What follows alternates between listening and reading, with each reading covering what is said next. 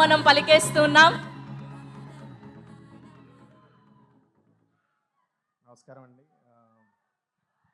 ముందుగా పెద్దలు మాట్లాడిన మాటలందరికీ థ్యాంక్స్ అండి, కృతజ్ఞతలు. వైజాగ్ ఓరే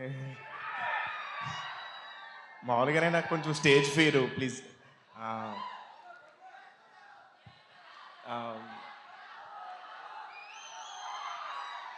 వైజాగ్ గురించి ఒక మాట చెప్పాలి. నేను ఫస్ట్ ఇంట్లోంచి సినిమాలంటే ఇంట్రెస్ట్ ఉండి పారిపోయి ఫస్ట్ వైజాగ్కి వచ్చాను.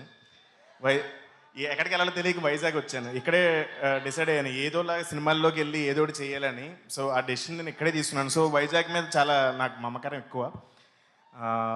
అలాగే ఈ సినిమా అవకాశం ఇచ్చిన మా గాంధీ గారు sir, thank you sir.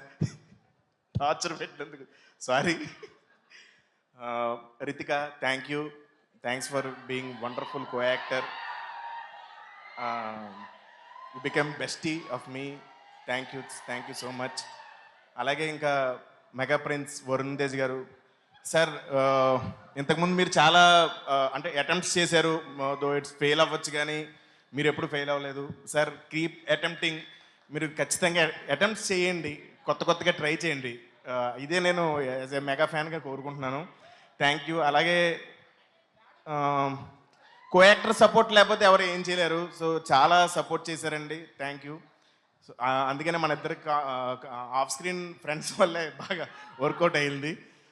And megastar అంటే నాకు చిన్నప్పటి నుంచి పిచ్చి ప్రాణం.